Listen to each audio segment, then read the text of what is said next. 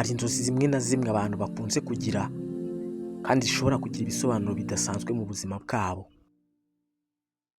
Dore inzozi 10 ukwiriye kwitaho cyane ndetse n'icyo zisobanura. Inzozi za mbere: kurota ukubitwa cyangwa uri guhanwa. Iyo urose uri gukubitwa cyangwa guhanwa, bisobanura ko wumva ufite umutima uremereye cyangwa wumva wacumuye ikintu cyangwa hari andi makosa wakoze, umutima ukaba ugucira urubanza. Ariko akenshi izi nzozi zikunda kuza ari nk'umuburo ukubwira ko ukwiriye guhindura imyitwarire. Nuramuka urose izi nzozi,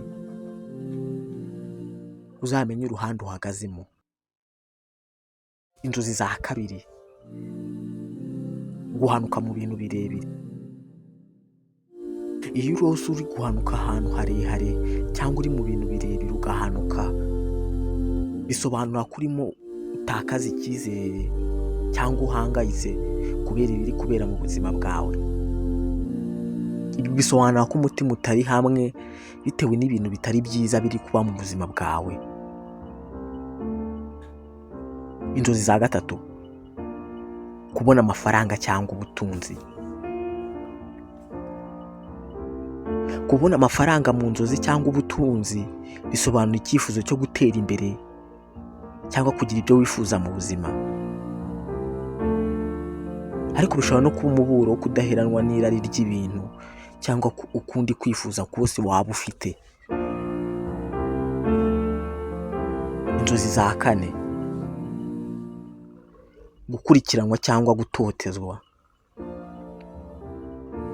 Iyo urose uri gukurikiranwa cyangwa uri gutotezwa, bisobanura kugaragaza impungenge cyangwa ubwoba bwo guhura n'ibibazo mu buzima bw'ukuri. Kubaho ufite ubwoba bw'ibintu bishobora kukubaho mu buzima bwawe. Inzozi za gatanu: gupfa cyangwa kubona umuntu apfuye. Izi nzozi ntabwo buri gihe zisobanura urupfu. Bishobora kugaragara nk'iherezo ry'ikintu runaka, nko gusiga imyitwarire cyangwa igihe gishya cyatangiye.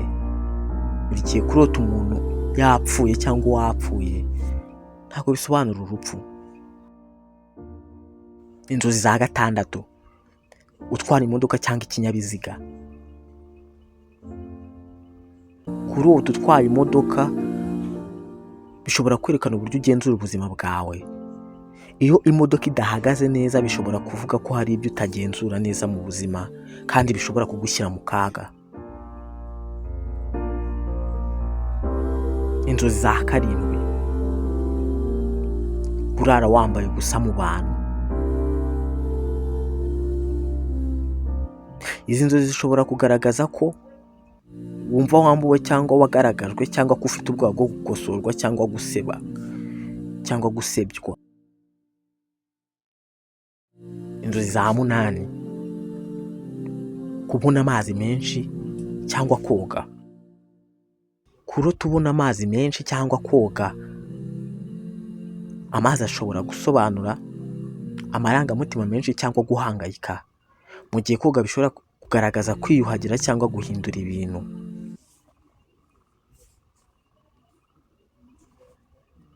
Igihe cyose urose izi nzozi, haba harimo kimwe muri ibi biri kuba mu buzima bwawe. Inzozi za 9: gusanga uri mu nzu cyangwa mu cyumba udasanzwe uzi. Ibi bisobanura ko uri kuvumbura ibijyanye n'ubuzima bwawe cyangwa amarangamutima yawe ataramenyekana, ukaba wifuza kuyasobanukirwa. Inzozi za 10: kubona inyamaswa y'inkazi cyangwa ibikoko mu nzozi. Inyamaswa ishobora guhagararira ibyiyumvo by'umujinya, ubwoba cyangwa impungenge. Guhangana nayo bishobora kugaragaza intambwe yo gutsinda ibibazo. Izi ni zimwe mu nzozi 10 abantu bakunze kurota ariko ntibazibonere ibisobanuro, ntibanamenye icyo zisobanura. Gusa akenshi inzozi zikunda kubaho ntabwo ari ibi zisobanura gusa, ahubwo ni byiza ko mu gihe warose n'izindi nzozi ntubashe kuzisobanukirwa, ari byiza kubaza abantu cyangwa ugakora ubushakashatsi kuri izo nzozi ukamenya icyo zishaka kukubwira mu buzima bwawe.